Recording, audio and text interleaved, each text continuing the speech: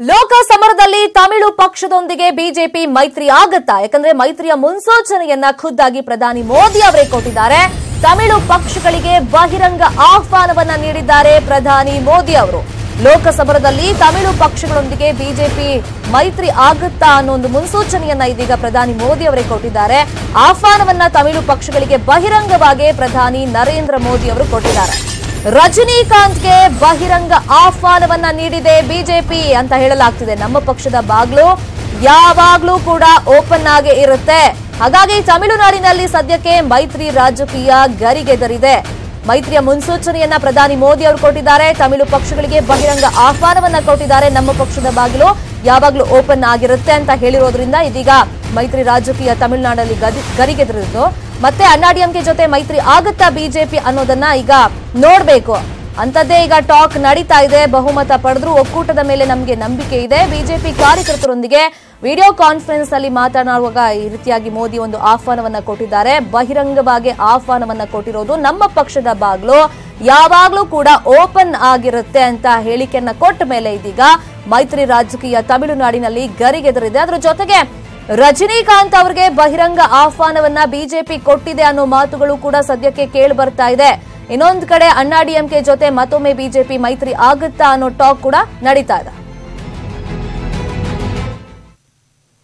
ಮೇಲ್ವರ್ಗದ ಮೀಸಲಾತಿ ಬಿಲ್ ವಿರುದ್ಧ ಪಿಐಎಲ್ ಸಲ್ಲಿಕೆ ಆಗಿದೆ. ಸುಪ್ರೀಂ ಕೋರ್ಟ್ನಲ್ಲಿ ಬಿಲ್ ವಿರುದ್ಧ ಸಾರ್ವಜನಿಕ ಹಿತಾಸಕ್ತಿ ಅರ್ಜಿ ಸಲ್ಲಿಕೆ ಆಗಿದೆ. ಪಿಐಎಲ್ ಅನ್ನು ಸಲ್ಲಿಸಿರೋದು ಎನ್ಜಿಒ ಯೂತ್ ಫಾರ್ ಈಕ್ವಾಲಿಟಿ ಅನ್ನುವಂತ ಒಂದು ಸಂಸ್ಥೆ ಇದೀಗ ಸಾರ್ವಜನಿಕ ಹಿತಾಸಕ್ತಿ ಅರ್ಜಿಯನ್ನ ಸಲ್ಲಿಕೆ ಮಾಡಿದೆ. ಸುಪ್ರೀಂ ಕೋರ್ಟ್ನಲ್ಲಿ ಬಿಲ್ ವಿರುದ್ಧ ಈ ಒಂದು ಅರ್ಜಿಯನ್ನ ಸಲ್ಲಿಕೆ ಮಾಡಿರೋದು. ಮೇಲ್ವರ್ಗದ ಮೀಸಲಾತಿ ಬಿಲ್ ವಿರುದ್ಧ ಈ ಅರ್ಜಿ ಇದೀಗ ಸಲ್ಲಿಕೆ ಆಗಿದೆ.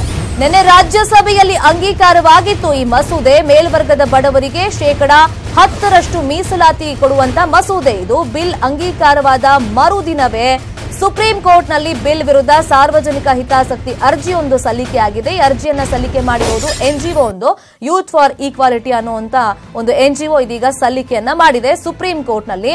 ನಿನ್ನೆ ರಾಜ್ಯಸಭೆಯಲ್ಲಿ ಮಸೂದೆ ಅಂಗೀಕಾರ ಆಗಿತ್ತು. ಮೇಲ್ವರ್ಗದ ಬಡವರಿಗೆ 10% ಮೀಸಲಾತಿ ತರುವಂತ ಮಸೂದೆ ಅಂಗೀಕಾರವಾಗಿತ್ತು. ಒಂದು ಕಡೆ ವಿರೋಧ ಪಕ್ಷಗಳು ಎಲೆಕ್ಷನ್ ಟೈಮ್ನಲ್ಲಿ ಒಂದ್ ರೀತಿ ಜನರಿಗೆ ಕಣ್ಣಿಗೆ ಮಣ್ಣೆರಚೋ ಕೆಲಸವನ್ನ ಮಾಡ್ತಾ ಇದೆ ಬಿಜೆಪಿ ಅಂತ ಹೇಳ್ತಾ ಇದ್ರು ಕೇಂದ್ರ ಸರ್ಕಾರ. ಅದ್ರ ಬೆನ್ನಲ್ಲೇ ಇದೀಗ ಕಾನೂನು ಹೋರಾಟಕ್ಕೆ ಸಂಸ್ಥೆ ಒಂದು ಮುಂದಾಗಿದೆ. Super CM H D. ರೇವಣ್ಣಗೆ ತಮ್ಮ ಕಾರ್ ನಿಲ್ಸೋಕೆ ಸಿಎಂ ವಾಹನ ಪಾರ್ಕಿಂಗ್ ಸ್ಥಳನೇ ಬೇಕಂತೆ. ಸಚಿವರ ಕಾರ್ ಪಾರ್ಕಿಂಗ್ಗೆ ಬೇರೆ ಸ್ಥಳ ಇದ್ರು ಸಚಿವ ರೇವಣ್ಣ ಮಾತ್ರ ಸಿಎಂ ಎಚ್.ಡಿ. ಕುಮಾರಸ್ವಾಮಿ ನಿಲ್ಸೋ ಕಾರ್ ಜಾಗದಲ್ಲೇ ತಮ್ಮ ವಾಹನವನ್ನು ನಿಲ್ಲಿಸುತ್ತಾರೆ. ಸಿಎಂ ವಾಹನ ಪಾರ್ಕಿಂಗ್ ಸ್ಥಳದಲ್ಲಿ ಯಾರಿಗೂ ಕೂಡ ಅವಕಾಶ ಇಲ್ಲ. ಗೃಹ ಕಚೇರಿ ಒಳಗಿರುವಂತಹ ಗೇಟ್ ಮುಂದೆ ಸಚಿವರ ವಾಹನ ಪಾರ್ಕಿಂಗ್ ಜಾಗ ಇದೆ. ಇಲ್ಲಿಳಿದು ಸಚಿವರು ನಡ್ಕೊಂಡು ಹೋಗಬೇಕಾಗತ್ತೆ. ಆದ್ರೆ ರೇವಣ್ಣ ಮಾತ್ರ ಕಾರನ್ನ ಇಲ್ಲಿ ನಿಲ್ಲಿಸೋದಿಲ್ಲ. ಸೀದಾ ಸಿಎಂ ನಿಲ್ಲಿಸೋ ಪಾರ್ಕಿಂಗ್ ಜಾಗದಲ್ಲಿ ತಮ್ಮ ಕಾರನ್ನ ನಿಲ್ಲಿಸುತ್ತಾರೆ.